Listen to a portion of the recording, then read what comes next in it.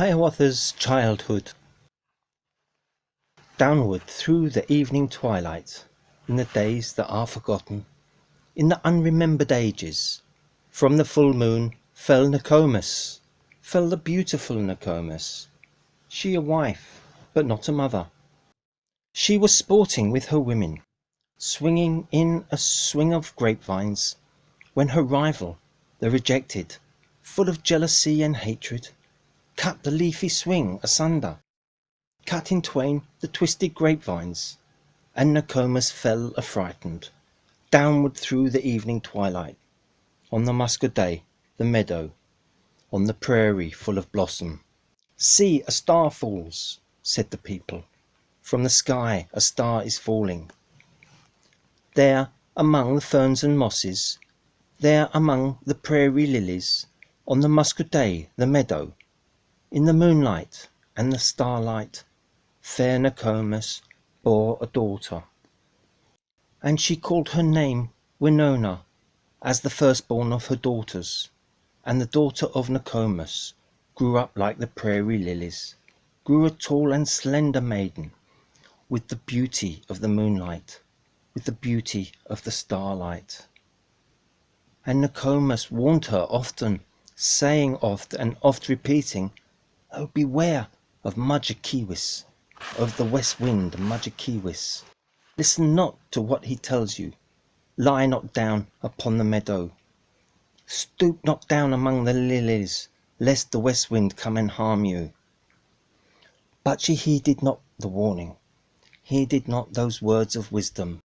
And the west wind came at evening, walking lightly o'er the prairie, whispering to the leaves and blossoms, bending low the flowers and grasses, found the beautiful Winona lying there among the lilies, wooed her with his words of sweetness, wooed her with his soft caresses, till she bore a son in sorrow, bore a son of love and sorrow. Thus was born my Hiawatha, thus was born the child of wonder. But the daughter of Nokomis, Hiawatha's gentle mother, in her anguish died, deserted by the west wind, false and faithless, by the heartless Mudjekeewis. For her daughter long and loudly wailed and wept the sad Nokomis. "Oh that I were dead," she murmured, "oh that I were dead as thou art! No more work and no more weeping. Wa knowin, wa knowin." By the shores of Gitchigumi, by the shining Big Sea water, stood the wigwam of Nokomis, daughter of the moon Nokomis. Dark behind it rose the forest, rose the black and gloomy pine trees, rose the firs with cones upon them.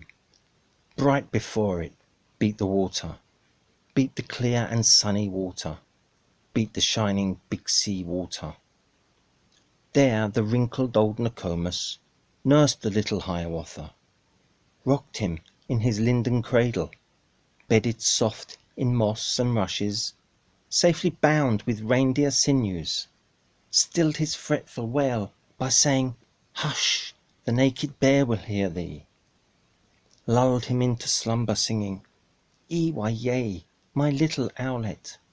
Who is this that lights the wigwam? With his great eyes lights the wigwam. Ee-wah-yay, my little owlet." Many things Nokomis taught him, of the stars that shine in heaven, showed him Ishkadua the comet, Ishkadua with fiery tresses, showed the death dance of the spirits, warriors with their plumes and war clubs, flaring far away to northward in the frosty nights of winter, showed the broad white road in heaven, pathway of the ghosts, the shadows, running straight across the heavens, crowded with the ghosts, the shadows. At the door on summer evenings sat the little Hiawatha, heard the whispering of the pine trees, heard the lapping of the waters, sounds of music, words of wonder, Miniwawa, said the pine trees. Matwe Yashka, said the water. Saw the firefly, Wawatasi, flitting through the dusk of evening, with the twinkle of its candle, lighting up the brakes and bushes. And he sang the song of children, sang the song Nokomis taught him. Wawatasi, little firefly, little flitting white fire insect, little dancing white fire creature, light me with your little candle, ere upon my bed I lay me, ere in sleep I close my eyelids. Saw the moon rise from the water, rippling, rounding from the water. Saw the flecks and shadows on it, whispered, "What is that, Nokomis?" And the good Nokomis answered, "Once a warrior, very angry, seized his grandmother and threw her up into the sky at midnight. Right against the moon he threw her. 'Tis her body that you see there." Saw the rainbow in the heaven, in the eastern sky the rainbow, whispered, "What is that, Nokomis?" And the good Nokomis answered, "'Tis the heaven of the flowers you see there, all the wild flowers of the forest, all the lilies of the prairie, when, on earth, they fade and perish, blossom in that heaven above us." When he heard the owls at midnight, hooting, laughing in the forest, "What is that?" he cried in terror. "What is that?" he said, Nokomis. And the good Nokomis answered, "That is but the owl and owlet, talking in their native language, talking, scolding at each other." Then the little Hiawatha learned of every bird its language, learned their names and all their secrets, how they built their nest in summer, where they hid themselves in winter, talked with them whene'er he met them, called them Hiawatha's chickens. Of the beasts he learned their language, learned their names and all the secrets, how the beavers built their lodges, where the squirrels hid their acorns, how the reindeer ran so swiftly, why the rabbit was so timid, talked with them whene'er he met them, called them Hiawatha's brothers. Then Iagoo, the great boaster, he the marvellous storyteller, he the traveller and the talker, he the friend of old Nokomis, made a bow for Hiawatha. From a branch of ash he made it, from an oak bough made the arrows, tipped with flint and winged with feathers, and the cord he made of deerskin. Then he said to Hiawatha, "Go, my son, into the forest, where the red deer herd together.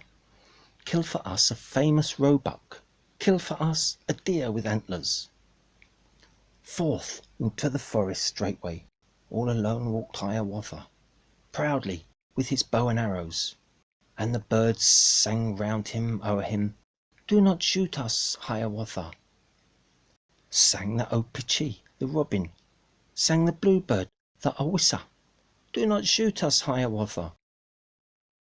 Up the oak tree, close behind him, sprang the squirrel Adijumo, in and out among the branches, coughed and chattered from the oak tree, laughed, and said between his laughing, "Do not shoot me, Hiawatha." And the rabbit from his pathway leapt aside, and at a distance sat erect upon his haunches, half in fear and half in frolic, saying to the little hunter, "Do not shoot me, Hiawatha." But he heeded not, nor heard them, for his thoughts were with the red deer. On their tracks his eyes were fastened, leading downward to the river, to the ford across the river. And as one in slumber walked he, hidden in the alder bushes. There he waited till the deer came, till he saw two antlers lifted, saw two eyes look from the thicket, saw two nostrils point to windward, and a deer came down the pathway, flecked with leafy light and shadow, and his heart within him fluttered, trembled like the leaves above him, like the birch leaf, palpitated as the deer came down the pathway. Then, upon one knee uprising, Hiawatha aimed an arrow, Scarce a twig moved with his motion, scarce a leaf was stirred or rustled. But the weary roebuck started, stamped with all his hoofs together, listened with one foot uplifted, leapt as if to meet the arrow. Ah, the singing fatal arrow! Like a wasp it buzzed and stung him. Dead he lay there in the forest, by the ford across the river. Beat his timid heart no longer, but the heart of Hiawatha throbbed and shouted and exulted as he bore the red deer homeward. And Iagoo and Nokomis hailed his coming with applauses. From the red deer's hide Nokomis made a cloak for Hiawatha. From the red deer's flesh Nokomis made a banquet in his honour. All the village came and feasted. All the guests praised Hiawatha, called him Strong Heart. Songi Taha called him Loon Heart. Mungo Taisi